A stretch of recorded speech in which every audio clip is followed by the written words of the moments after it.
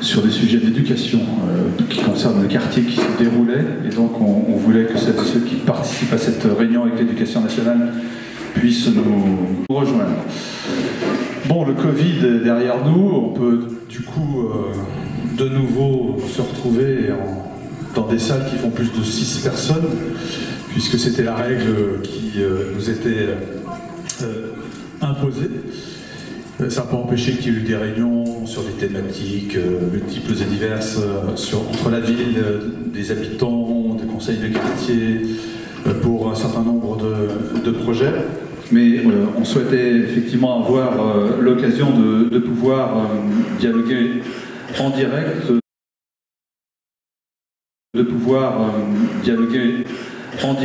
sur des compétences.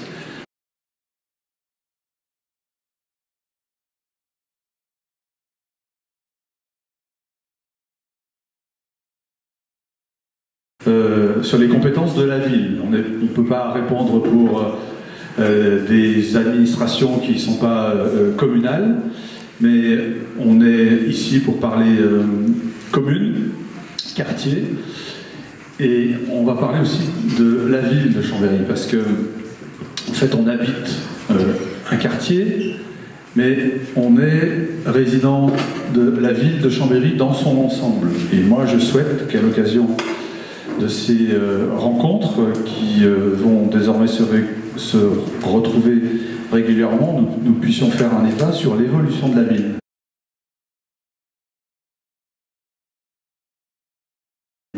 C'est important de savoir ce qui se passe aussi dans d'autres quartiers et pas exclusivement celui dans lequel on réside durant toute l'année.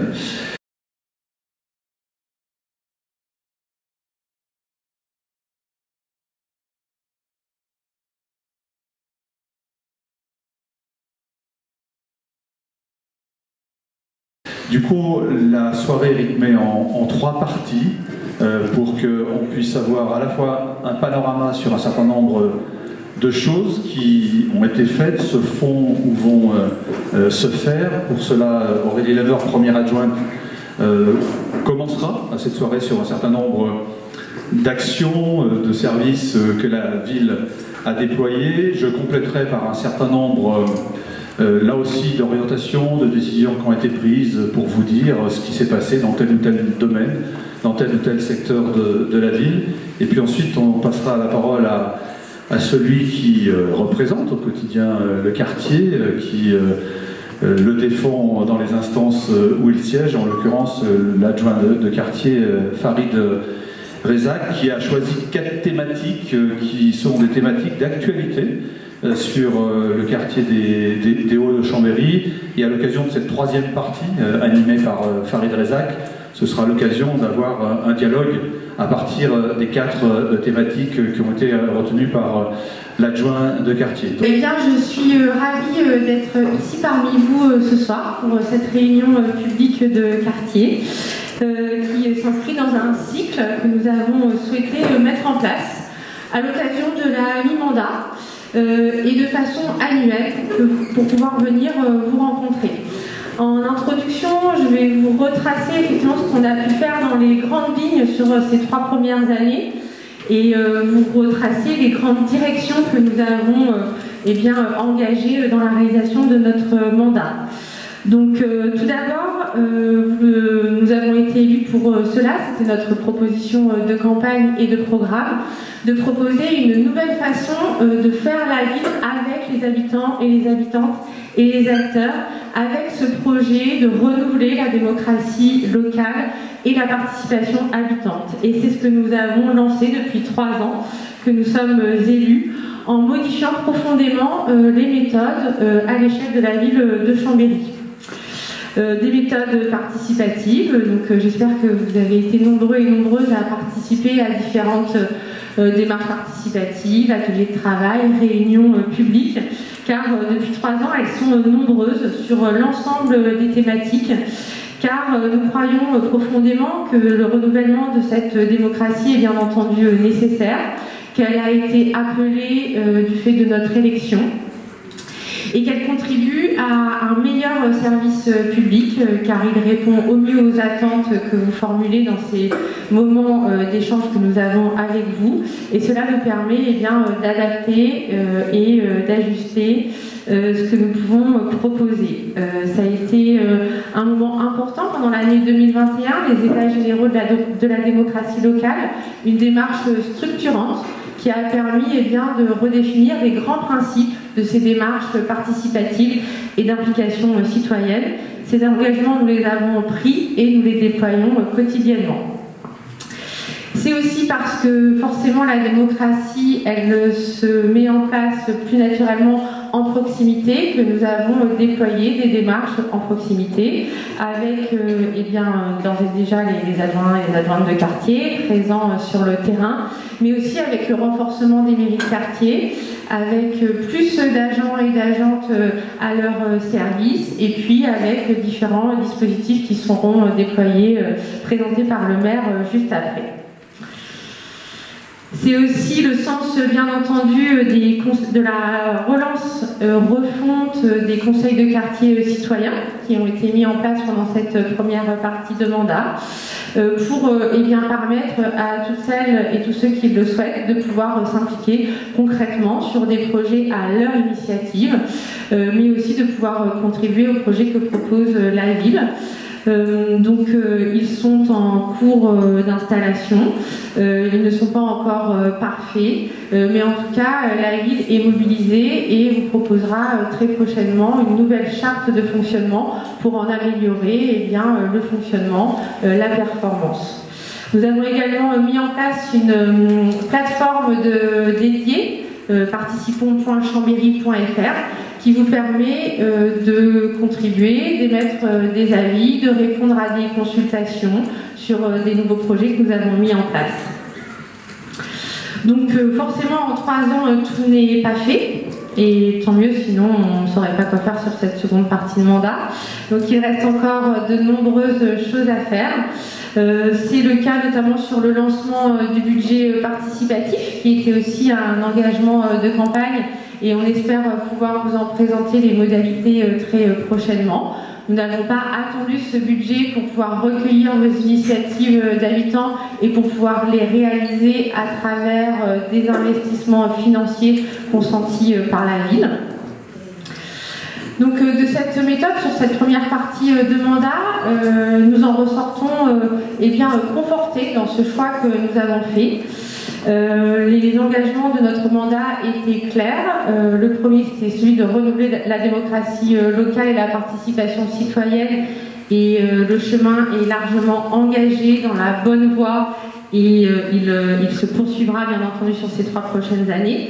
Le second axe fort de notre programme était bien entendu celui de la transition écologique, qui malheureusement est chaque jour de plus en plus prégnante, et que nous avons également engagé de façon importante dès le début de ce mandat. Car nous avons la responsabilité de contribuer à cet effort national et planétaire de lutter contre le dérèglement, de limiter nos émissions de gaz à effet de serre. Et c'est ce qui explique des décisions importantes que nous avons pu prendre d'ores et déjà. Donc un grand plan d'investissement a été voté pour rénover de façon thermique et énergétique le patrimoine public communal. Plus de 10 millions d'euros vont permettre de rénover ces premiers bâtiments qui sont les plus énergivores et qui vont permettre à la collectivité de faire des économies d'énergie conséquentes, qui se traduiront par moins de dépenses et qui donc permettront d'être affectées à d'autres politiques publiques. S'engager dans la transition écologique, c'est préparer aussi la ville à demain. Définir des actions qui permettent aux habitants et aux habitantes de vivre bien, malgré des hausses de température, malgré des hausses de journées de canicule malheureusement. Et donc tout ceci se traduit par un grand plan de végétalisation à l'échelle de la ville. Tout d'abord dans les cours d'école, et le quartier des Hauts-de-Chambéry avec 4 cours d'école est déjà bien engagé, mais aussi végétaliser et désimperméabiliser des espaces publics. Plus de 3000 m² ont été désimperméabilisés sur l'année 2022. Nous avons effectivement un plan aussi autour de la gestion des arbres qui contribue à cette qualité de vie et à cette résilience. Donc depuis ce début du mandat, nous plantons 3 fois plus d'arbres que sous le mandat précédent et nous avons réduit de 2/3 le nombre d'abattages liés à des projets d'aménagement, d'urbanisme à l'échelle de la ville. Et très prochainement, une charte de l'arbre co-construite avec les différents partenaires sera formalisée pour officialiser, faire connaître et déployer tous ces nouveaux principes d'aménagement écologique qui sont mis en œuvre à l'échelle de Chambéry. Nous avons tout un volet important également sur les questions des mobilités pour faire de Chambéry une ville apaisée avec des déplacements, des espaces publics de qualité où chacun et chacune peut avoir sa place en tant que piéton, en tant que cycle, en tant que personne âgée, en tant qu'enfant, mais aussi en tant qu'automobiliste, bien entendu. Donc nous poursuivons cette démarche en concertation avec les différents conseils de quartier. Sur le volet énergétique, pour permettre aussi à la ville de maîtriser ses dépenses, nous avons dû adopter très rapidement un plan de sobriété énergétique cet hiver. Il s'est notamment traduit par une mesure importante qui est celle de l'extinction de l'éclairage public la nuit. Et nous pouvons constater tout le bénéfice de cette action sur la réduction de nos consommations énergétiques, sur le gain financier. Et là aussi, nous l'avons fait en concertation avec les habitants, les usagers qui ont pu permettre des adaptations localisées en termes d'horaire pour permettre encore un usage de la ville dans les meilleures conditions.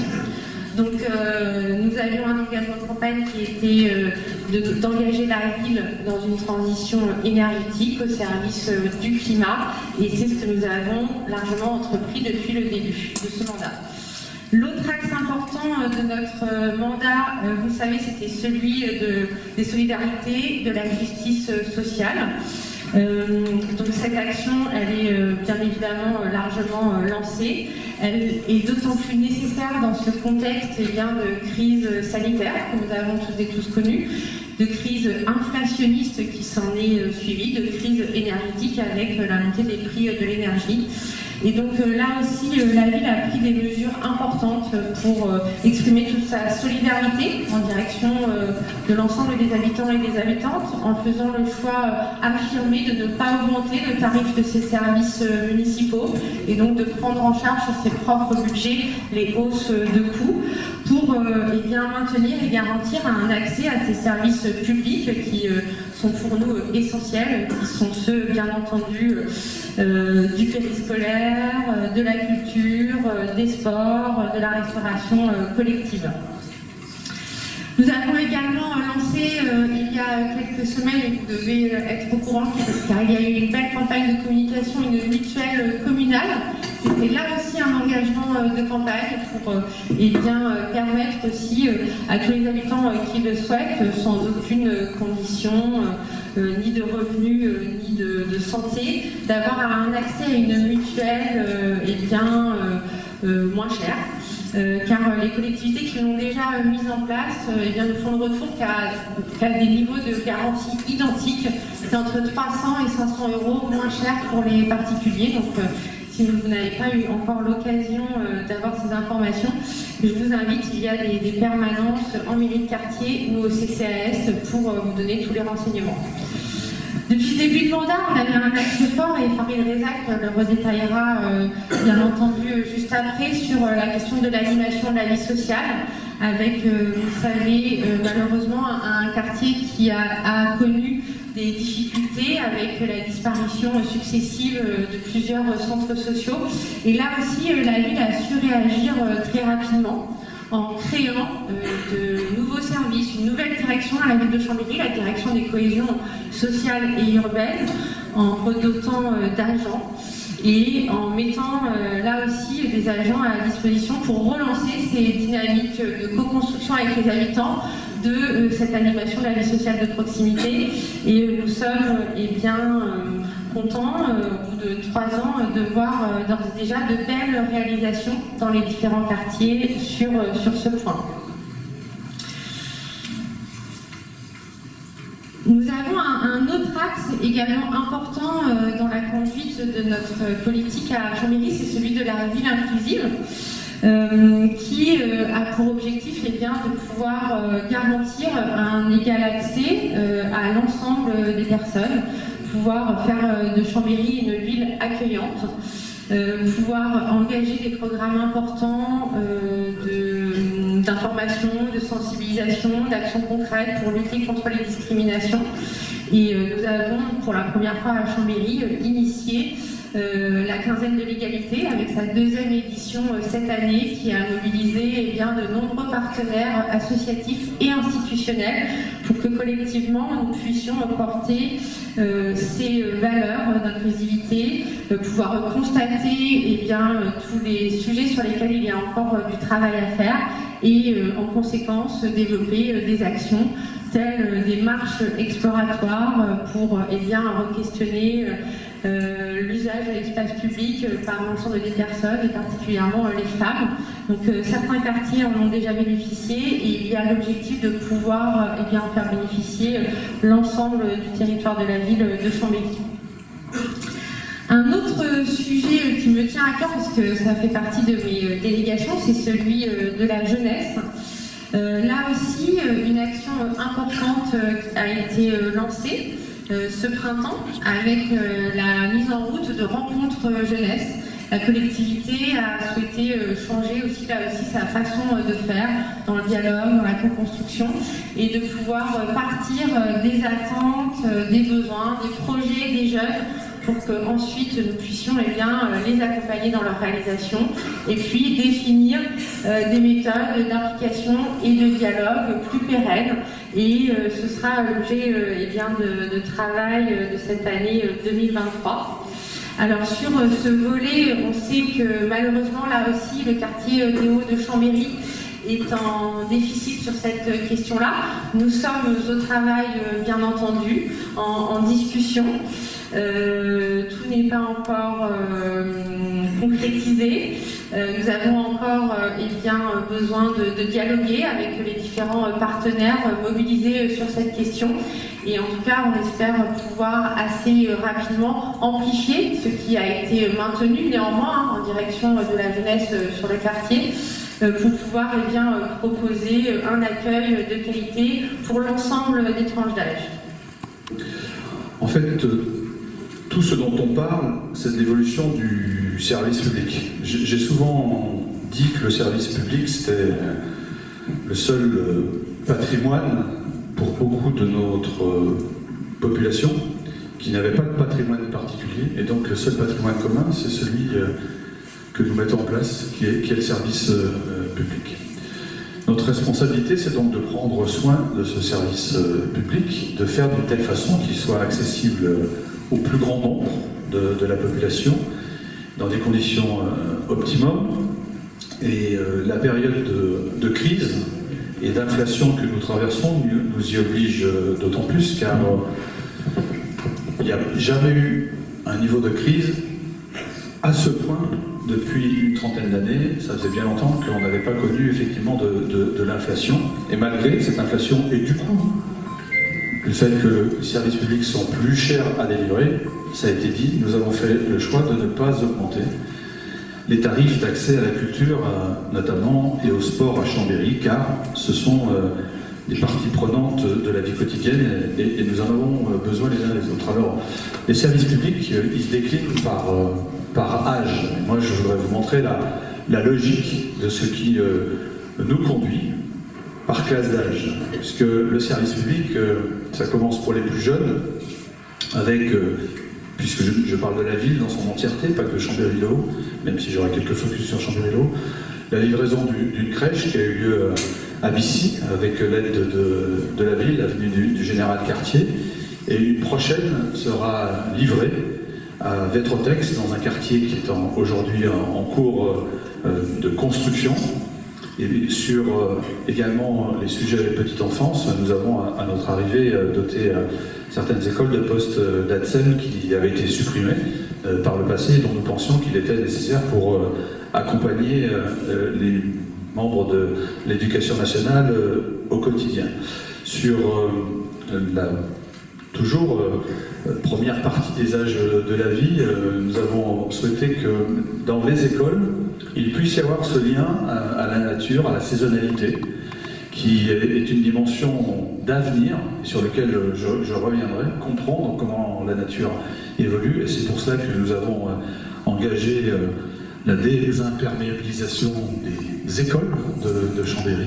Il y en a une dizaine qui ont déjà été traitées, dont sur les Hauts de Chambéry, l'école du Mollard, le Pré de l'Âne et l'école Madeleine Robert-Hue, qui ont bénéficié de ces aménagements, avec avant que d'autres en bénéficient. Et les gens aussi, qui n'ont pas forcément des enfants à l'école, ignorent qu'il y a eu une nouveauté qui a été mise en place depuis 2 ans, qui est un programme d'éducation artistique et culturelle, qui a été initié, qui fait que toutes les écoles, maintenant, qui sont sous la responsabilité de la ville de Chambéry, donc les écoles primaires, ont un jumelage avec une institution culturelle de la ville de Chambéry, qui peut être Malraux, qui peut être la Pège, pour le jazz en Savoie, qui peut être la Cité des Arts, qui peut être l'école de cirque.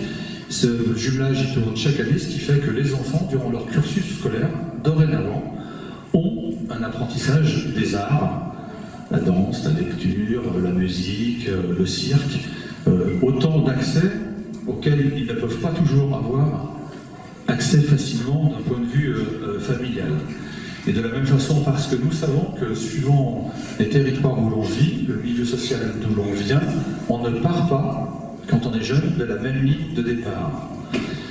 Nous allons donc plaider au niveau national pour que Chambéry puisse être inscrite dans un dispositif qu'aucune commune de Savoie n'avait réussi à obtenir, qui s'appelle la Cité éducative.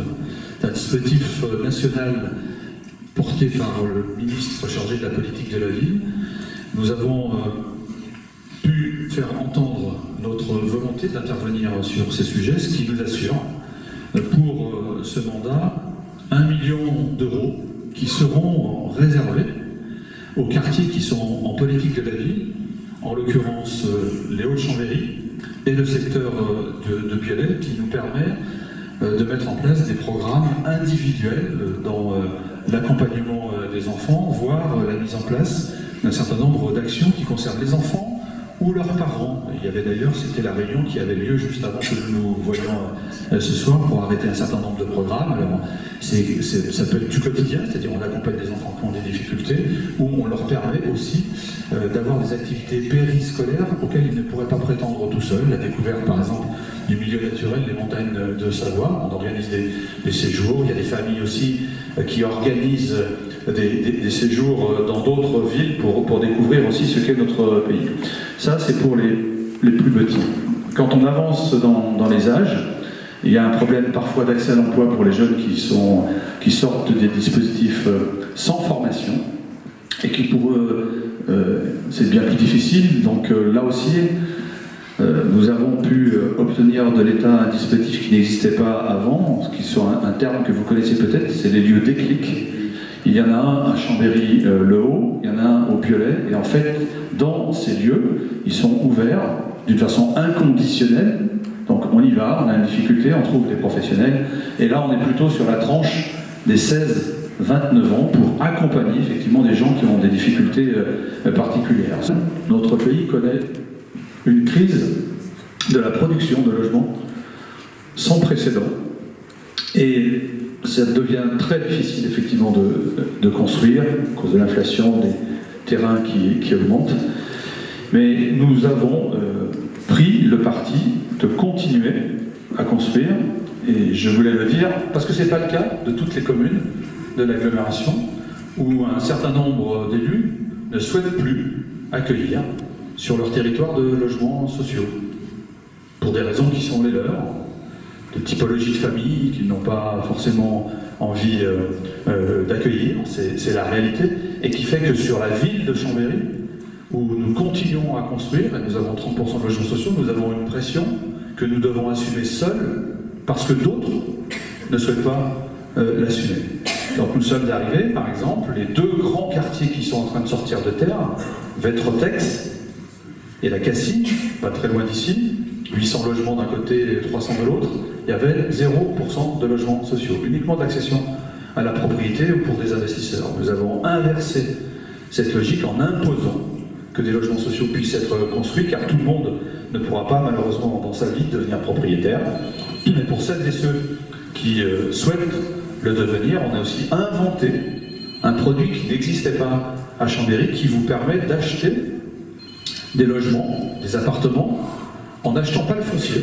Vous êtes propriétaire, ça s'appelle un bail réel solidaire, et du coup, comme dans le prix d'achat, il n'y a pas le foncier, puisque c'est la collectivité locale qui en reste propriétaire, eh bien, vous achetez des appartements à 20 ou 30% moins cher que le marché. Les premières opérations sont en train de sortir sur Bissy, sur Bellevue, sur le haut du faubourg Montmélian, et nous continuerons effectivement à en programmer, car il faut qu'on s'assure que les gens qui sont locataires, un jour, puissent devenir propriétaires. Tout ça, évidemment, coûte un petit peu d'argent, et je voulais aussi vous dire, parce qu'on a cette responsabilité à l'égard de celles et ceux qui ne pourront même pas aller dans le logement social, qui passent dans notre ville, qui sont souvent migrants, que nous inaugurerons dans quelques semaines. Ça aussi, on en parle assez peu.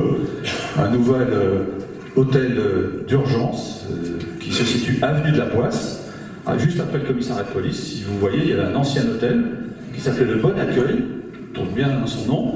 Eh bien, on l'a transformé en centre d'hébergement d'urgence pour les gens qui ont besoin de trouver un toit. C'est un investissement de 2,5 millions d'euros que nous avons engagé dès que nous sommes arrivés.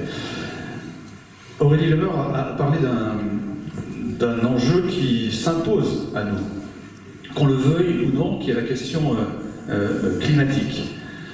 Et c'est un enjeu planétaire qui nous dépasse évidemment à Chambéry, mais sur lequel notre pays a pris des engagements à l'échelle internationale à travers ces grands rendez-vous qui s'appellent les COP, notamment la COP 21 à Paris, où la France s'est engagée sur décarboner son économie d'ici 2050. Pour que ça marche et pour que ces engagements soient tenus, il faut que nous, localement, on mette en place des choses concrètes et réelles.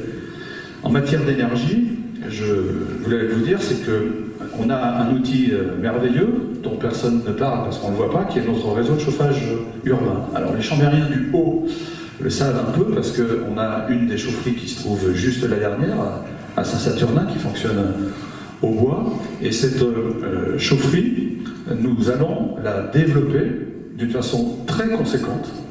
On a déjà investi avec l'ADEME, qui est un organisme national, Savoie Déchets, qui s'occupe de la récupération des déchets en Savoie, et la société de chauffage Chambéry, 15 millions d'euros au cours des 2 dernières années. Ces 15 millions d'euros nous permettent d'avoir le réseau national le plus vertueux en matière d'énergie renouvelable. Nous avons 80% de l'énergie qui est produite à travers des carburants qui ne sont pas de l'énergie fossile, ni du pétrole, ni du gaz. Et c'est en récupérant les déchets, en les brûlant, qu'on peut faire de la vapeur, qui ensuite desservent un certain nombre d'immeubles.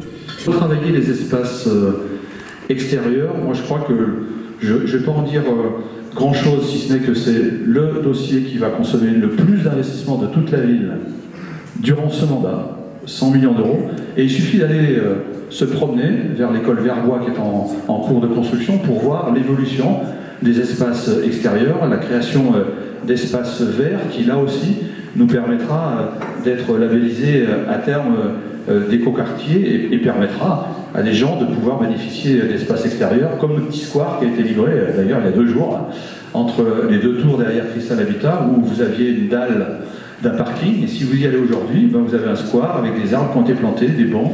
C'est aussi pour la qualité du quotidien. Alors, souvent on nous dit, mais est-ce que, à l'échelle de la ville, pourquoi vous n'arrêtez pas de construire? Préserver les espaces verts. On le fait. Mais il faut dire les choses aussi avec honnêteté. Les Chambériens, ils continuent à faire des enfants. Ils vieillissent plus longtemps, comme partout en France. Il y a beaucoup de décohabitation de couples. Et donc, il faut que nous, on se projette dans l'avenir en se disant, si un jour, ces enfants qui deviennent grands veulent aussi accéder à un logement, si on veut partir de ses parents pour avoir une habitation, il faut qu'on se projette dans l'avenir. Et donc, on a cette obligation de continuer à construire, ce qui ne veut pas dire n'importe comment, en travaillant les projets différemment, en négociant avec les porteurs de projets privés, parfois pour faire moins haut, parfois pour remettre de la verdure qu'ils n'avaient pas mis, parfois en préservant des arbres qu'ils pensaient couper pour faire leur réalisation. Mais, parce que je tiens aussi ce langage de vérité, on ne peut néanmoins pas tout faire. Et le maire, qui signe les permis, il est encadré par les textes. Et c'est un gage, d'ailleurs, que tout le monde soit traité de la même façon, parce que sinon ça voudrait dire que je peux signer des permis à la tête du client en disant « toi oui, toi non ». C'est pas ça la réalité. La réalité, c'est qu'il y a des textes, ça s'appelle notamment le PLUI, le plan local d'urbanisme, qui fait qu'on a des marges de négociation, mais qu'in fine, il y a des droits qui préservent les propriétaires de terrain et qui dictent au maire ce qu'il est possible ou non de faire. Je dis ça parce que souvent, on voit des manifestations en disant il ne faut pas construire, il faut vous y opposer. Nous avons été contraints par le tribunal de signer des permis de construire que nous ne souhaitions pas signer, mais parce que la loi, le droit, était du côté de celles et ceux qui déposaient les permis. La marge de négociation n'est pas toujours aussi importante qu'on pense quand on n'est pas dans la partie, si je puis dire. Par contre, dans ces aménagements, ça a été dit par Aurélie Lemeur, effectivement, sous ce mandat, il y a 2/3 de moins d'arbres qu'avant qui sont coupés. Et nous avons un plan pour doter Chambéry, à la fin de ce mandat, de 3000 plantations d'arbres, et on recense à chaque fois qu'on en plante, même si on en coupera. Je vais aller en voir cet après-midi ici, qu'on va couper, parce qu'ils ont le chancre coloré, c'est une maladie qui se déplace d'un arbre à l'autre, pour celles et ceux qui connaissent ça, et donc on a aussi cette obligation de faire que la maladie ne se propage pas. Du coup, nous avons moins de dépenses que nous serions nous-mêmes prêts à apporter si le même service était fait par des professionnels. Ces subventions ont été effectivement augmentées avec un budget conséquent et ça nous permet par exemple de soutenir des manifestations culturelles avec des grands festivals, mais aussi des initiatives plus modestes, mais qui ne sont pas moins intéressantes, avec un geste fort sur le quartier, par exemple, qui est la rouverture, juste au-dessus, d'une salle de spectacle qui était fermée depuis plusieurs années, et la programmation d'ailleurs de ce qui s'est fait au-dessus a été faite en concertation avec des habitants. Et cette salle, nous cherchons encore aujourd'hui des subventions, parce qu'on ne peut pas tout assumer seul, devrait faire l'objet de près de 2 millions d'euros d'investissement sous ce mandat pour la rénover et en faire un lieu avec un environnement proche, mais qui rayonne pour le coup pour toute la ville. C'est pas que pour le quartier, il faut que des gens viennent aussi à Chambéry-le-Haut pour avoir des spectacles de qualité. Faire connaître les atouts de ces quartiers à travers des outils de qualité. En matière aussi d'animation, on souhaite qu'il y en ait pour tout le monde, pour tous les quartiers. C'est pour cela que la programmation quartier d'été, moi je suis venu plusieurs fois sur le quartier l'été dernier. Pourquoi? Parce qu'il y avait des programmations qui intéressaient tout le monde, et pas que les gens de Chambéry-le-Haut. Il faut qu'on partage des émotions ensemble sur ces moments de rassemblement. De la même façon, c'est aussi pour ça qu'à Noël, les déplacements des artistes qui se faisaient avant uniquement en centre-ville, ils se font aujourd'hui sur les quartiers. Pas que Chambéry-le-Haut, hein. Biolay, Bissy ont eu aussi droit à ces déplacements d'artistes, et on a recréé un feu d'artifice qui n'existe plus sur la ville, et il a été tiré pour la proximité sur le quartier du Piochet. L'eau et l'assainissement, les transports. Pour autant, on sait qu'il y a une demande d'amélioration de l'offre de transport, qu'il y a aujourd'hui des carences. Alors, c'est pas toujours simple à faire comprendre à des collègues élus qui sont dans des communes rurales très loin de Chambéry que nous avons besoin de bus au quotidien, parce que c'est pas dans leur culture, parce que c'est pas la demande qui s'exprime sur leur commune. C'est une vraie difficulté. Il y a une acculturation à la dimension urbaine qui manque aujourd'hui, et donc on bute pour des prises de décision qui soient conformes à nos attentes. Bon, pour autant, il devrait y avoir, à partir du mois de septembre, une augmentation de l'amplitude horaire de la ligne numéro 1 qui dessert le quartier. Il y a d'ailleurs Alain Caraco ici qui représente l'AGLO et qui ne ménage pas ces efforts, et il en faut, on est témoin pour faire bouger les lignes, si je puis dire, et pas que les lignes de transport. Voilà, quelques éléments pour balayer, non pas ce qui se passe spécifiquement sur Chambéry-Le-Haut, mais pour voir comment la ville, elle évolue, sur l'évolution des services publics. Merci d'être venus nombreuses et nombreux. Merci aux parents d'élèves de l'école maternelle des Châtaigniers d'être venus. Je ne savais pas que vous seriez là. Maintenant que vous êtes là, vous êtes les bienvenus. Simplement pour vous dire, on pourra prendre le temps après d'échanger, si vous le souhaitez, autour d'un pot. Voilà. On est avec Madame Rotelli, on pourra prendre 5 minutes pour vous recevoir. Je voulais remercier, mais j'espérais, monsieur le maire, que vous oubliez de remercier la mairie de quartier. Et je voulais en avoir la primeur. Mais c'est raté. Comme dirait mon fils, t'es trop fort, monsieur le maire. Donc, merci à la mairie de quartier pour tout le travail qui est fait. Donc, je tenais à vous remercier officiellement pour tout le monde. La mairie de quartier qui a été redotée en moyens, qui a été réorganisée avec des nouveaux horaires pour répondre au plus près aux demandes des habitants. Et notamment une équipe consolidée autour de la demande d'habitants et de l'accueil des usagers.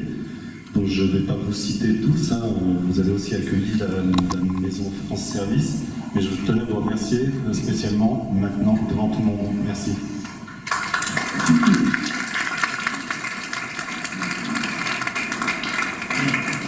Sur l'animation de la vie sociale, nous avons tous vécu la fermeture parfois traumatisante de 3 espaces d'animation de vie sociale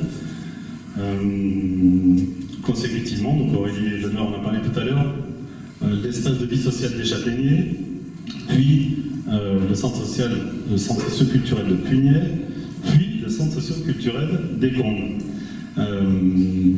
Ça laisse perplexe et ça fait quand même penser que administrer et gérer une association, c'est pas simple. Quand je dis administrer et gérer, administrer, c'est qu'il y a des bénévoles qui travaillent, qui prennent du temps sur leur temps, du temps sur leur vie de famille, pour donner un coup de main à une association, et il y a des professionnels qui travaillent, et si le lien entre les deux est défaillant, alors nous arrivons forcément à quelque chose qui ressemble à une liquidation judiciaire. Pourquoi? Parce qu'il y a de la gestion administrative à faire, de la gestion financière, de la gestion des ressources humaines, M. le maire en a parlé, et puis un projet à mener. Et dans tout ça, en plus, il y a une vraie responsabilité d'employeur pour les bénévoles, qui ne sont pas forcément préparés, une vraie responsabilité des professionnels qui ne sont pas forcément préparés à recevoir et être contrôlés dans l'activité par les bénévoles, et c'est le propre d'une association, et une vraie responsabilité en termes de, sur les biens et sur les personnes. Voilà. Malgré tout, la dynamique associative sur le quartier, elle est restée importante, elle a été affectée certes, mais mobilisée, et la ville s'était engagée à soutenir et à accompagner les habitantes et les habitants qui le souhaitaient dans la reconstruction d'une institution type centre socio-culturel, mais aussi à maintenir le niveau de financement pour l'animation de vie sociale qu'il y avait sur le quartier d'avant les fermetures, qui était à hauteur de 305 000 €. Cet engagement a été tenu.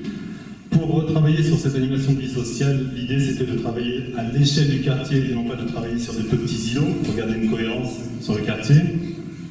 Et la ville s'est engagée à soutenir les habitants jusqu'à une autonomie associative. Et l'autonomie associative, le projet étant de pouvoir réouvrir un centre socio-culturel sur la place des Combles. En 2011, le service jeunesse s'est installé. Je remercie Sylvain Collin, il n'est pas là ce soir, mais je lui transmettrai mes remerciements. Il s'est carrément installé avec le service jeunesse au centre social des Combles, en tout cas dans les locaux de l'ex-centre social des Combles, avec une mobilisation forte des associations du quartier qui ont donné un coup de main, ce qui a permis, sur un bilan d'activité qu'on avait fait dans une réunion publique avec M. le maire, de démontrer qu'il y avait quand même eu 80% du temps d'ouverture par rapport au fonctionnement précédent du centre socio-culturel et 80% d'activité qui avait été maintenue tout de même. Donc c'est important parce que dans un quartier comme Chambéry-Le-Haut, l'animation de la vie sociale elle permet de créer du lien social, de l'activité, et j'en suis un pur produit pour y avoir grandi. Les habitants ont été accompagnés donc par la ville, mais aussi par la Fédération des centres sociaux et puis par PSA, je crois, parce que ces habitants bénévoles ont décidé de travailler sur le projet associatif, de créer des commissions, une commission à venir. Alors, je ne sais pas s'il y a des habitants... Il il y a eu une commission à venir. Voilà, je fais juste la rétrospective, en fait, c'est pour ça que je vais y arriver. Donc il y a eu une commission à venir qui a travaillé sur l'avenir de cet espace, qu'est-ce qu'il allait devenir. Une commission activité aussi qui a permis de maintenir les activités au quotidien. Et puis donc beaucoup de bénévoles qui se sont engagés. Je ne sais plus combien vous étiez, une bonne vingtaine en permanence, sur des activités qui ont pu permettre d'accueillir 130 familles, enfin faire bénéficier 130 familles d'activités sur le quartier, une quarantaine d'enfants sur l'accompagnement scolaire, une vingtaine de sorties culturelles ou touristiques, 22 bénévoles, je l'ai sous les yeux, donc, sur les commissions de travail, et 50 adultes qui ont pu bénéficier des ateliers sociolinguistiques. Donc merci pour le travail que vous avez fait, parce que vous avez permis aux habitantes et aux habitants du quartier, et à des familles et à des enfants, de pouvoir bénéficier des activités. Donc je vous dis merci parce que je vous ai repéré par ici, mais peut-être ailleurs, je m'en excuse. Vous pouvez les remercier.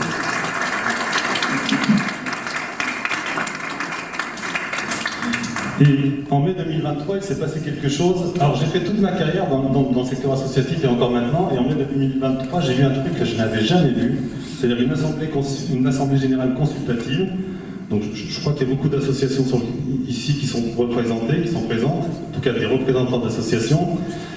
Quand vous avez construit votre association, je ne pense pas que vous ayez fait des assemblées générales consultatives qui auraient pu vous mettre en tension à défaut au risque de ne plus appartenir à cette association. Donc la transparence elle était totale et je vous en remercie encore parce que c'était aussi un des engagements qu'on avait de faire avec les habitants lors de la constitution de l'Assemblée générale consultative, constitutive, merci. Lors de l'Assemblée générale constitutive, ces bénévoles qui avaient travaillé pendant 2 ans ont mis leur poste en péril, en danger, et donc des élections ont été refaites. Et à ce titre-là, je tenais à remercier Gérard Langlois, qui n'est pas là ce soir, qui a fait un travail extraordinaire depuis la liquidation judiciaire du centre socioculturel jusqu'à maintenant, et qui n'a pas été réélu. Voilà. Si vous avez applaudi ces dames-là, j'aimerais bien un petit peu d'applaudissement pour Gérard, parce qu'il a fait un gros boulot. Je vous remercie pour lui. Aujourd'hui, donc l'Assemblée générale constitutive a permis de créer une association et les bénévoles de cette association, qui sont accompagnés aussi par des agents de la ville, travaillent avec la Fédération des centres sociaux et la CAF sur la labellisation centre socio-culturel. Si tout se passe bien, en janvier 2024, nous aurons un nouveau centre socio-culturel au Comble. Voilà. L'Escale, toujours avec le soutien de la ville, mais de la FOL aussi, propose des activités, des animations dans ce lieu intergénérationnel, interculturel, qui permet à la fois des enfants, à la fois des mamans, à la fois des papas, un peu plus âgés aussi, de profiter des activités. Et donc la FOL continue son travail avec l'Escale, sur l'Escale en 2023, dans la perspective que l'Escale rejoigne le futur centre socio-culturel des Combes en 2024, qui s'appellera Escale. Bon, voilà. Qui veut dire association espace socio-culturel d'animation, loisirs, environnement. Merci. J'en viens dans la continuité, place de Mangea.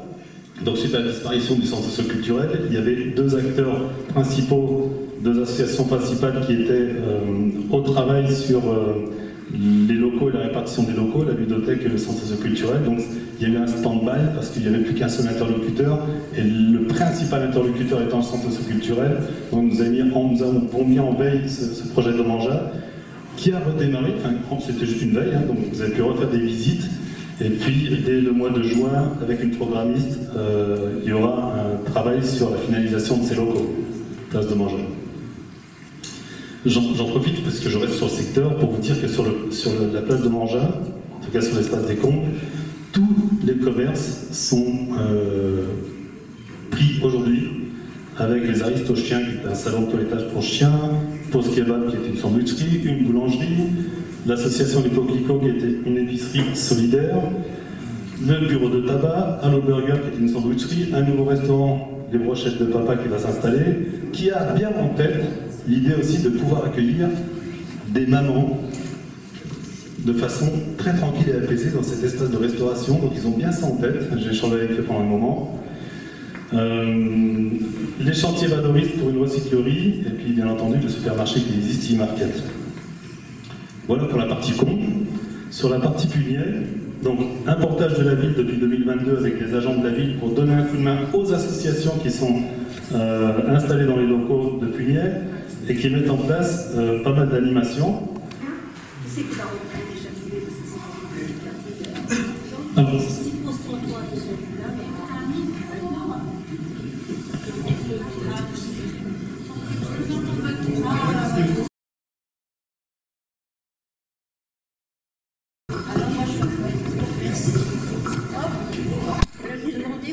Châtaignier, qu'est-ce qu'on va faire? Pourquoi Poste 33 va s'arrêter? Parce qu'il y a pas mal de questions qui se posent, parce qu'il faisait quand même un travail remarquable là-bas, les gens étaient contents, et du coup tout s'arrête. Pourquoi? Qui va reprendre et pourquoi? Non mais pourquoi? Alors, je disais donc...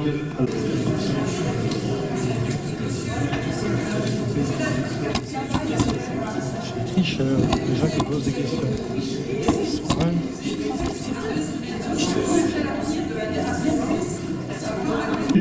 Moi, ce que je dis, c'est que nous allons continuer à travailler avec les associations du quartier pour que l'activité continue.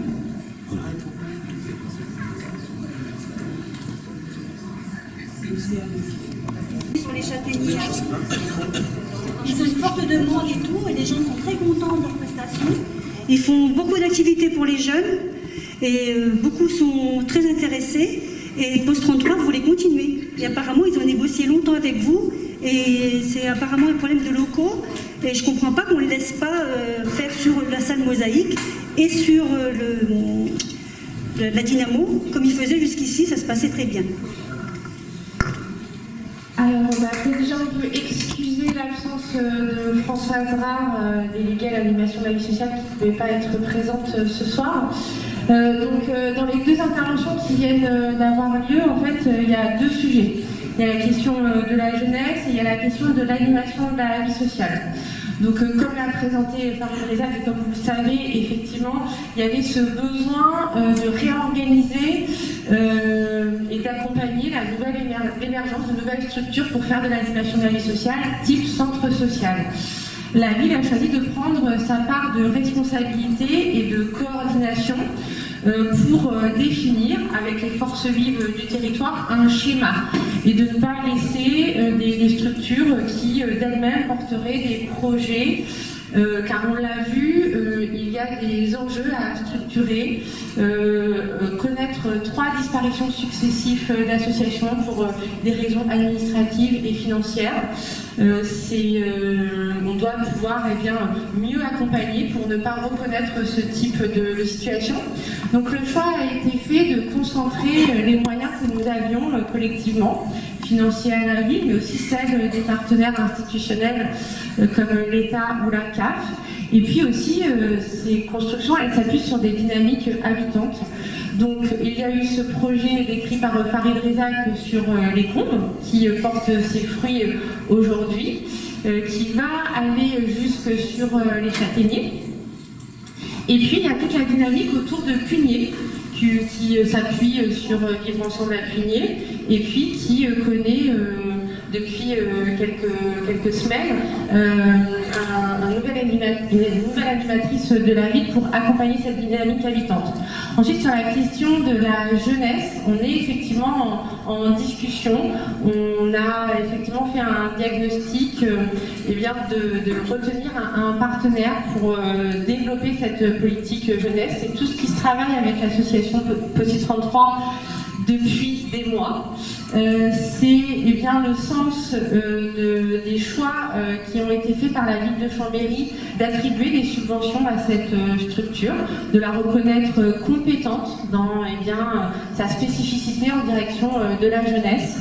Donc effectivement, on a eu des échanges très récents sur la question des locaux. Pour l'instant, on n'a pas trouvé de solution satisfaisante pour les différentes parties, mais la ville reste bien entendu motivée pour aboutir à une solution qui satisfasse l'ensemble des parties. Sur la question de la dynamo, parce que c'est ce qui est en question sur ce sujet, il y a eu effectivement un passé où c'était un espace dédié à la jeunesse. Il y a eu ensuite plus grand chose. Et puis il y a quelques années, la ville a repris cet espace en développant un nouveau projet autour d'une fabrique numérique de territoire qui s'est très bien développé, qui est un équipement aujourd'hui qui rayonne à l'échelle de la ville, de l'agglomération et même au-delà. Il y a beaucoup d'accueil, de formation, de collectifs, de stagiaires, d'événements. Et donc, à l'heure d'aujourd'hui, c'est compliqué d'envisager une cohabitation des différents usages et des différents espaces à l'échelle de cet équipement. Quand vous parlez de la proximité, c'est le Fab Lab dont vous parlez, les activités numériques, et la proximité justement à la dynamo, les jeunes qui font les activités, ils ont accès justement au Fab Lab, et je trouve que c'est très intéressant justement d'être sur ce lieu.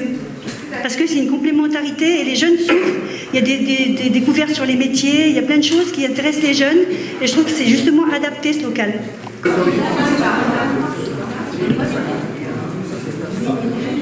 C'est Mohamed, directeur de PC33.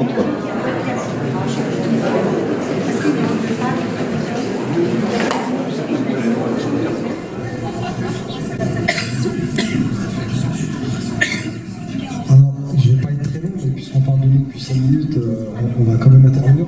Je vais parler au nom de la présidente qui s'excuse, elle n'a pas pu se rendre disponible ce soir. Juste pour remercier Madame le maire d'avoir corrigé, ce n'est pas une décision du conseil d'administration d'arrêter les châtaigniers, mais bien une volonté de la ville.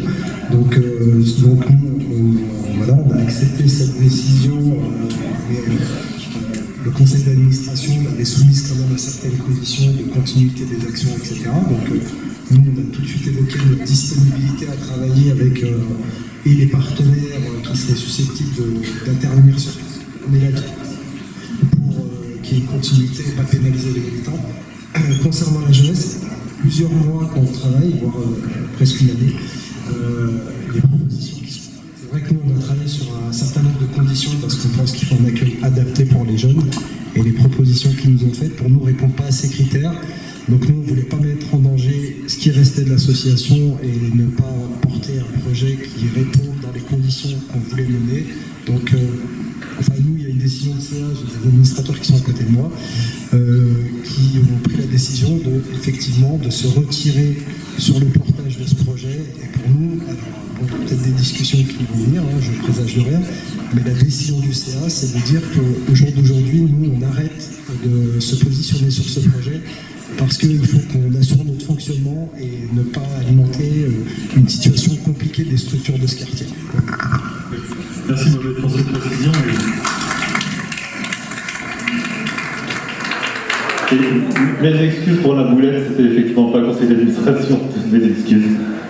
Voilà, mais bon, vous comprendrez bien que l'idée c'est pas d'empêcher PC33 de travailler, bien au contraire, surtout qu'on a un objectif commun, c'est le secteur jeunesse, là où il y a de la compétence chez vous. Voilà. Je vous propose de passer à la question du scarabée.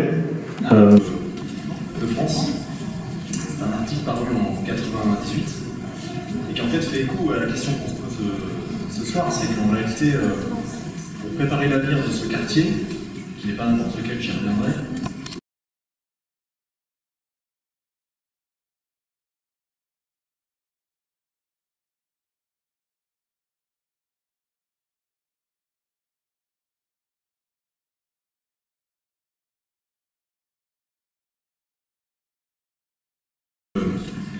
en fait, certes, connaît des difficultés, avec un certain nombre de handicaps, mais il ne faut pas que ce soit uniquement des stigmas, la politique de la ville. Ça doit aussi être des moyens supplémentaires pour rattraper la situation d'inégalité sociale et économique dans laquelle vivent les habitants de ce quartier. Et en fait, l'objet de ce plan de rénovation urbaine, le programme de rénovation urbaine, c'est vraiment de reprendre du temps long, de reprendre du champ pour imaginer le quartier de demain, et surtout de mobiliser des moyens, et notamment auprès de l'État, que je remercie une nouvelle fois, pour venir en soutien de notre commune. Alors sur les Hauts-de-Chambéry, c'est vraiment un plan qui est fondamental pour le développement du quartier, et notamment sur le secteur des Combes, qui est à la fois le plus ancien et le plus populaire en réalité. À la fois sur des questions de difficultés sociales, difficultés économiques, mais aussi ce qu'on appelle les freins périphériques, les handicaps, comme par exemple la présence de plus grandes familles monoparentales sur secteur qu'ailleurs. Et il y a sur ce secteur, par exemple, des projets emblématiques comme la reconstruction de l'école Verbois, que le maire a cité, qui représente 17 millions d'euros pour tout l'aménagement du quartier des Combes par la ville de Chambéry. L'école Verbois qui aura demain les meilleures performances thermiques, avec ce qu'on appelle une haute qualité environnementale, pour être en fait à la pointe de ce que peut représenter et ce que mérite ce secteur et le quartier. Je disais, avec une vraie exigence en matière de qualité de vie qu'on doit avoir, et c'est aussi pour ça qu'on est venu chercher un label qui s'appelle le label Écoquartier.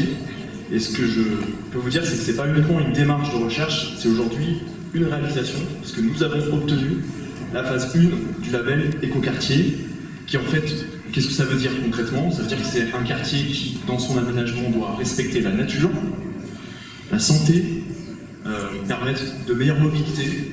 Voilà, je sais que certains ont, ils me l'ont dit, des difficultés en fauteuil à passer dans certaines rues des Hauts-de-Chambéry.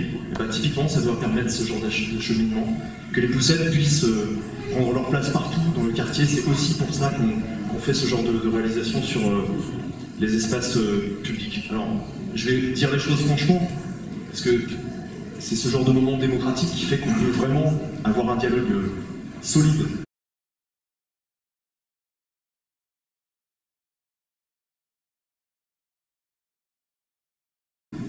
Oui, bien sûr qu'il y a des choses qui peuvent être discutées. Par exemple, je sais que c'est un sujet qui est souvent revenu, la question des coupes d'arbres. Mais ce que je peux vous dire, que c'est ce label Écoquartier, il est aujourd'hui contrôlé par l'État, et l'ADEME notamment, une agence nationale, qui fait qu'en fait, il y a un bilan qui est réalisé carbone et un bilan arboricole sur l'ensemble de notre projet. Et que si certains arbres, par exemple, méritent, parce qu'ils sont abîmés, trop dangereux, je prends l'exemple récent de ce qui s'est passé comme incident dans la rue du près de la Nana, un peuplier s'est effondré sur une voiture, et heureusement avec aucun blessé. Et bien, si ces coupes-là sont nécessaires, on fait très attention à favoriser des plantations qui seront plus nombreuses en nombre et plus diversifiées en qualité, avec des arbres de tige. Je ne vais pas revenir sur des détails qui vont vous ennuyer, mais c'est quand même quelque chose d'important. Un autre point qui est fondamental, c'est que, vous savez, ce genre de projet, parce que vous vivez le quartier au quotidien, c'est pas des projets qu'on fait en quelques semaines et en quelques mois. En fait, ce sont des projets qui s'étalent sur plusieurs années, voire parfois plusieurs dizaines d'années. Et notamment quand on est arrivé en responsabilité, en 2020, eh bien, la convention du programme de rénovation urbaine était déjà signée, en fait. Le précédent maire, le précédent préfet, le précédent président de l'agglomération avait déjà signé cette convention.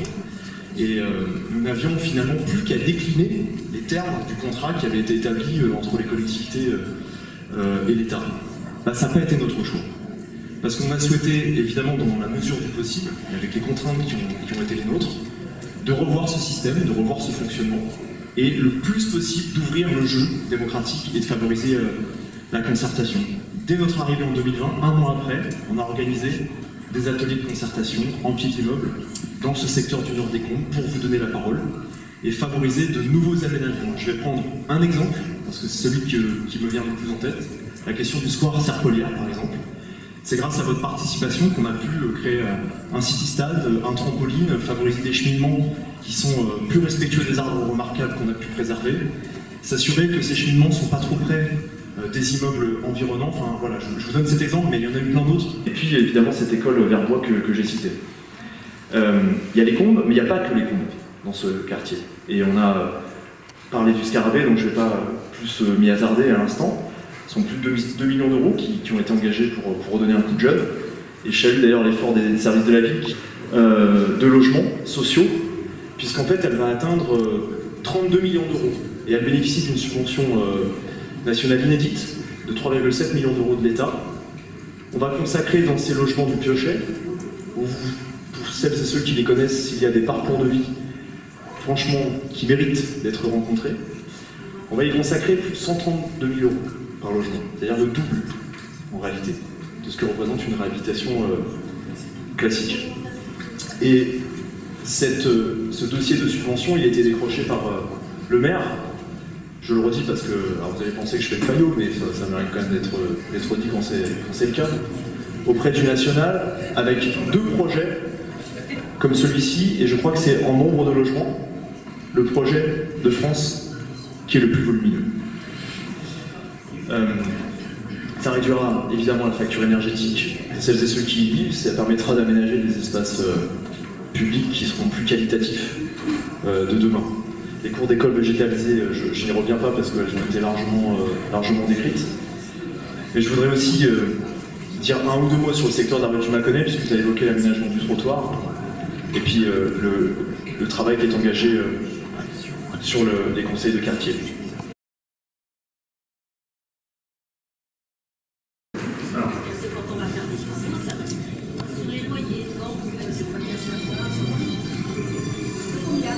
Madame Chabat posait la question des loyers. Personne. Il y aura des difficultés, certains. Est-ce qu'on prend une série de questions sur la question des logements pour que éventuellement y répondre? Si ça vous va, Madame Chabat. Alors moi, c'est pas pour les logements, c'est pour savoir quand est-ce que vous comptez aménager un peu l'extérieur du quartier de Chantemerle, utiliser les pelouses énormes des cèdres qui servent à rien, je sais pas, mettre des aménagements pour les jeux, pour les enfants, pour mettre des choses. Du coup, nous, on n'a rien, quoi. En fait, dans ce quartier, on est vraiment le cul entre 2 chaises. Et on doit tout faire en voiture ou en bus, parce que laisser nos enfants à pied, monter à Chambéry-le-Haut ou descendre dans le centre, c'est pas possible. Et quand est-ce qu'on aura des aménagements un peu dans notre quartier pour nos enfants, nos ados? Si vous pouvez vous présenter. Eh bien, Claudine Wilkowski, habitante du quartier depuis 1987. C'est suffit ou vous voulez plus d'éléments? Parce que je suis quelqu'un d'extrêmement engagé dans le quartier depuis que j'y suis. Voilà. Je voulais dire un petit mot sur les conseils de quartier et puis l'aménagement, la rénovation urbaine, donc le projet du Nord des Courbes. Donc moi, je regrette vraiment que dans la loi Lamy 2014, loi de cohésion urbaine, extrêmement importante, prévoyait que les projets de rénovation urbaine soient soumis à une co-construction globale du début jusqu'à la fin, avec donc ce qu'on appelle le conseil de quartier citoyen, mais au sens de la loi Lamy. Voilà. Or, là, les conseils de quartier ont été mis en place. La partie spécifique du conseil citoyen, le parti pris a été de le consacrer au contrat de ville et que n'y soit pas abordée la question de la rénovation urbaine. C'est un sujet qui a été abordé dans le cadre du conseil de quartier, justement, de connaître la ligne de partage. Vous aviez vous-même dit que de manière très intuitive, il vous semblait normal que ce soit ce qu'on appelle le conseil citoyen. Or, il n'en est rien. Donc là, il y a quand même un gros manque. Vous, toutes et tous, mesdames et messieurs les élus, qui avez dit votre attachement, que je ne mets nullement en cause, à la concertation, à la co-construction, il y a là quelque chose qui manque, qui ne va pas. Voilà, donc ça c'est une première remarque. Mes questions sont donc très simples. J'ai entendu ce soir énormément de chiffres, de millions injectés de ci, de là, et très bien, vous êtes allés les chercher avec les dents et c'est parfait. Bon. Mais dans la vie de tous les jours, je crois que nous sommes quand même dans un quartier où il y a des difficultés majeures. Une grande partie de la population extrêmement populaire, qui n'est d'ailleurs pas là ce soir, et l'Assemblée est nombreuse, mais voilà, il y a quand même toute cette partie de la population que l'on ne retrouve ni dans les conseils de quartier, ni dans les espaces de concertation, de discussion, ce qui est dommage. Donc, mes 3 questions. que j'ai déjà eu l'occasion de poser dans des visioconférences avec Grand Chambéry, avec la mairie, avec vous-même, que j'ai déjà eu l'occasion de vous poser à vous-même, Monsieur Pochet, il y a peu. Comment se fait-il que l'école maternelle de la Grenouillère soit exclue de projet de rénovation urbaine? Tout va être refait aux alentours, cette école va rester a priori dans son jus, ce qui pose question. Je poserai mes 3 questions si vous le permettez. Pablo Neruda, le sol de Pablo Neruda, le terrain, est-ce que ce terrain a été vendu? Est-ce qu'il y a un projet immobilier? Ce sont des choses que l'on entend, donc autant que la clarté soit faite. Et la dernière question sur le bien vivre ensemble, justement, on a fait état à plusieurs reprises d'un manque flagrant sur le secteur des comptes d'un distributeur de billets. C'est une demande qui a déjà été faite et qui est récurrente. Que comptez-vous faire? Donc moi, c'était pas vraiment une question, c'était plus une remarque concernant l'école Verbois que vous mettez en vitrine ce soir. Je me permettrai juste de rappeler qu'il y a eu plusieurs concertations avec les parents de cette école et les enseignants de cette école. Et lors de ces concertations, nous avons répété à plusieurs reprises qu'il nous manquait une classe, pour l'UPE 2A qui est pour les enfants qui ont besoin d'améliorer leur français. Et en fait, on se demande si notre avis a été pris en compte. Visiblement non, puisque la construction de l'école se fait. Et donc, surtout, ce qu'on se demande, c'est est-ce qu'elle va être fonctionnelle au niveau pédagogique? Leïf. Michel, tu vas devoir patienter 30 secondes de plus.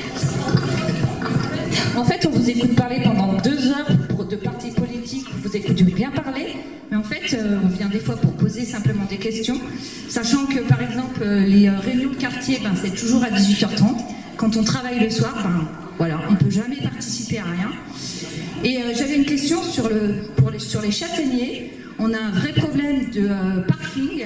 Il y a beaucoup de gens là qui sont là et qui posent des problèmes. Moi, j'ai payé 135 € d'amende parce que je me suis garée sur un trottoir parce que j'avais pas ma place. Et là, il y a un bon moment, il faut qu'on trouve une solution, quoi. Moi, j'ai une voiture pour mon appartement et je paye 135 € parce que je me suis garée sur un parking tard le soir parce que bien sûr, j'arrive à 22 h, donc il n'y a plus de place. Voilà. Question comme président de la régie, vous l'avez vu au début de la réunion, il y avait beaucoup de nos correspondants de nuit qui sont ensuite partis prendre leur service. Et je voudrais remercier les salariés qui sont là. On n'avait pas anticipé, madame, c'est vrai, que ce serait aussi long à entendre. Mais voilà, je profite de ce qu'on parle de la rue du Mâconnais pour intervenir. Il y a plus d'un an que la régie de quartier occupe un local provisoire, Square Zamenhof, en attendant que les travaux soient terminés autour du Mâconnais. On doit retrouver, a priori, un local qui permet à nos salariés de travailler en fonction des besoins qu'ils ont et dans le respect même pour certaines affaires du droit du travail. Enfin, voilà, c'était une urgence, on a eu l'occasion d'en parler, on a beaucoup avancé avec Nicolas Gigot, avec Jean-Marc Oswald, avec Christa Lavita. On a proposé donc, aux dentistes qui avaient à déménager. On a eu une réunion qui a été ensemble. Pas moi, parce que je ne vais pas rencontrer ce particulier, mais Rachid Afelavi qui est là, et donc Christa Lavita. Les choses devaient avancer, elles pouvaient avancer. Le dentiste était relogé à 200 mètres d'où il exerce. Je vous rappelle, mesdames et messieurs, qu'il y a des gens dans nos campagnes qui font des kilomètres pour aller voir un dentiste. Il s'agissait pour ce dentiste et sa patientèle de faire 200 mètres. On est bien d'accord. Tout avait été organisé sérieusement. On a travaillé avec Christa Lavita. J'ai du mal à comprendre que seul le directeur et ses services étaient exposés dans cette affaire et qu'ils n'aient pas eu le soutien qu'ils auraient dû avoir du conseil d'administration de Cristal Habitat, ça aurait permis d'éviter un certain nombre de choses, en particulier l'intervention malvenue d'un député, quand même le député de notre circonscription, qui s'est permis d'apporter son soutien à une pétition de gens qui ne sont jamais venus nous voir, qui ne nous ont pas consultés, qui ne savent pas ce que sont nos équipes. On a plus de 50 salariés en insertion. Ils s'en moquent. Enfin, un député, représentant de la nation, qui ne vient même pas consulter ni le président ni le directeur pour savoir ce que nous faisons. Moi, chaque fois que je monte dans nos locaux, square ZAM9, je pense à nos voisins. Voilà. Je l'ai dit, on a des voisins, ils sont âgés, ils sont malades. Cette passerelle fait du bruit, ça dérange les habitants. Ils ne sont pas dentistes. Hein, ils ne sont pas dentistes. Ils n'ont pas fait signer de pétition, ils sont très gentils. Mais le monsieur est venu me voir au début en me disant que sa femme était malade, maintenant lui aussi il est malade, chaque fois j'y pense, et ce sont des gens précisément auxquels on ne pense pas. Ça m'a mis particulièrement en colère, ce manque d'initiative, ce manque de courage politique qui conduit maintenant à perpétuer une situation qui est déplorable pour une association qui dans le quartier est importante et qu'on a le sentiment vraiment d'être traité comme du bas peuple, pas être écouté, qu'on vienne même pas nous demander, Tu peux finir ta remarque ou ta question et ensuite on va... Mais c'est pas une question, c'est une observation. Pourquoi est-ce qu'on a tant tardé? Pourquoi est-ce qu'on n'a pas dit ce qui se passait? Pourquoi est-ce qu'on a laissé les mensonges diffusés dans la population sans y répondre? Est-ce que c'était à des techniciens de répondre aux mensonges?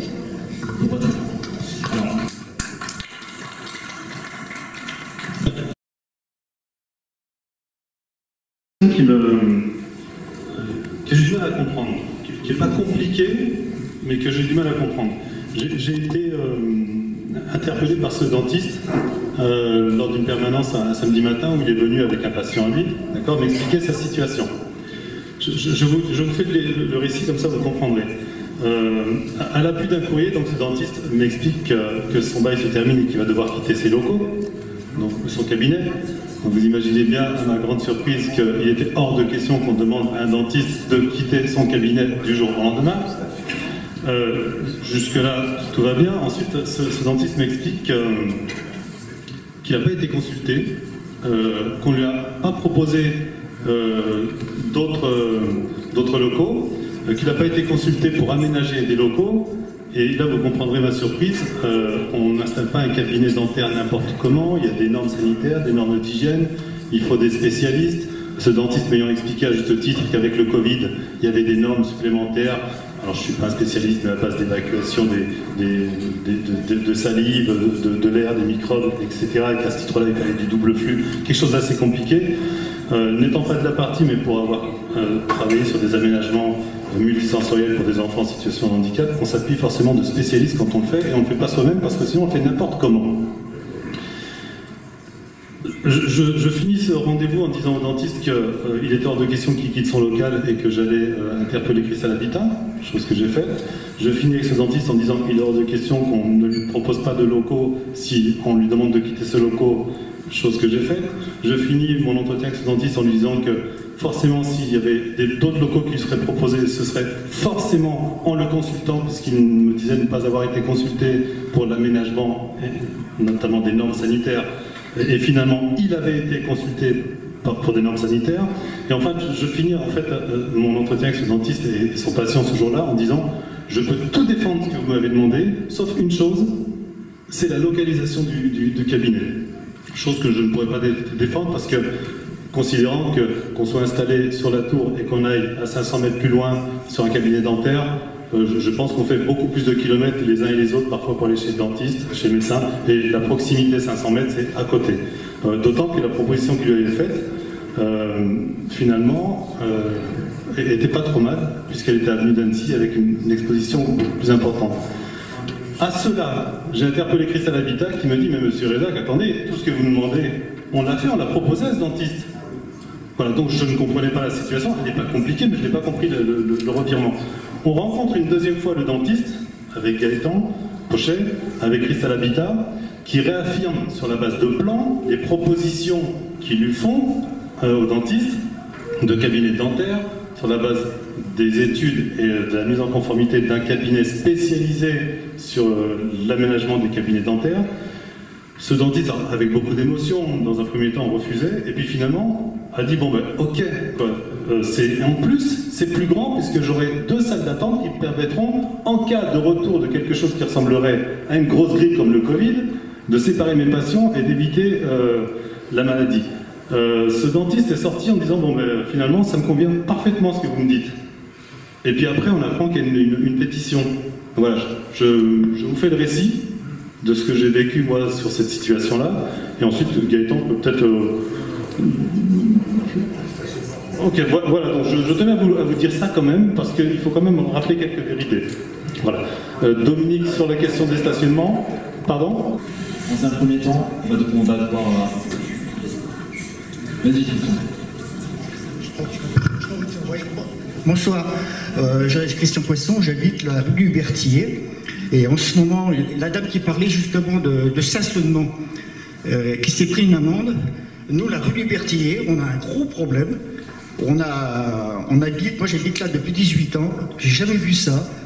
On n'a pas de place. Dans la place, il y a des véhicules. Et ça, je pense que la police nationale et la police municipale devraient faire des rondes, parce qu'il y a des véhicules qui stationnent, notamment des fourgons, qui stationnent depuis des mois, on ne sait pas qui, donc voilà. Un sujet qui est d'une sensibilité à la hauteur de l'enjeu. Le maire l'a dit, on est dans une situation de crise des logements, crise du logement, pardon, au plan national, qui n'est pas du tout propre à Chambéry, mais je vais quand même en dire 2 mots sur la situation de Chambéry. Depuis quelques mois, on a 6200 personnes en attente d'un logement social sur le bassin de l'agglomération. C'est-à-dire que pour 4 demandes, il y a une attribution de logement. Je prends cette réunion publique pour le dire parce que tout le monde ne le sait pas, ce qui du coup conduit à des tensions très importantes. Nous, en tant qu'élus à la ville de Chambéry, notre point fondamental d'attention, c'est de faire en sorte que les logements sociaux restent accessibles pour tous, toutes et toutes, quels que soient leurs revenus, quelle que soit leur situation. Qu'il y ait une accessibilité sociale de ces logements. On a un organisme de la ville et de l'agglomération qui a une histoire particulière, donc on fait en sorte que cela se perdure. Et je vais vous donner, pour le coup, 2 éléments fondamentaux. Parmi les 8600 logements de Cristal Habitat, qui est le bailleur, qui n'est pas la ville de Chambéry, je vous le dis, parce que c'est aussi le bailleur de l'agglomération, vous avez un locataire sur 2 qui est en dessous des plus bas plafonds de loyer, ce qu'on appelle les PLAI, les plus modestes. Vous avez 57% des locataires qui sont éligibles aux APL. C'est l'organisme social le plus social du département, qui est en capacité d'accueillir des ressources les plus diversifiées. Je le redis, parce qu'il faut avoir un discours de responsabilité, c'est celui qui, aujourd'hui, peut accueillir les plus grandes diversités de ressources dans l'agglomération et le département. Oui, aujourd'hui, il y a 3500 logements de Cristal Habitat qui vont être réhabilités dans les 10 prochaines années. Et ce financement aujourd'hui, il n'est pas gratuit. Et comme ces loyers sont les plus faibles, et qui resteront les plus faibles de tous les organismes sociaux, eh bien, il y a une nécessité de le financer. 80% du financement de notre bailleur social provient des loyers. 80%. Donc oui, il peut y avoir des situations, je dis il peut, parce que ce ne sera pas le cas pour tout le monde, il y a même des gens pour lesquels ça sera très stable, il peut y avoir des situations d'augmentation des loyers. Mais ce que je peux vous dire qu'aujourd'hui, et je vais prendre un exemple très concret, les loyers actualisés ou augmentés resteront à la portée de toutes et tous. Par exemple, un T3 de 70 mètres carrés aura un loyer après travaux de 359 € par mois, avec une APL, pour celles et ceux qui en bénéficient, possible jusqu'à 357 €. 359 € par mois pour un T3. Aujourd'hui, vous ne trouvez pas logement aussi abordable dans l'agglomération. Sur cette question, je disais à Mme Chabat. Maintenant, la question de l'information et de la concertation qu'a posée Mme Wilkowski, je ne la vois plus, donc j'imagine qu'elle est partie. Ah si, vous êtes toujours là. Vous avez raison de dire qu'il y a dans la plupart de nos réunions publiques des personnes qui mériteraient de l'être et qui ne le sont pas. Et franchement, on se grandirait tous à ce que ces personnes puissent y participer. Cristal Habitat fait pour chacune des opérations de réhabilitation des réunions de concertation. Moi, j'y assiste quasiment à toutes. Je pense aux fontanettes, je pense aux lausières, et parfois quand il n'y a que 12 personnes sur 40 locataires, franchement, on a tous intérêt à ce qu'il y ait le plus grand nombre présent.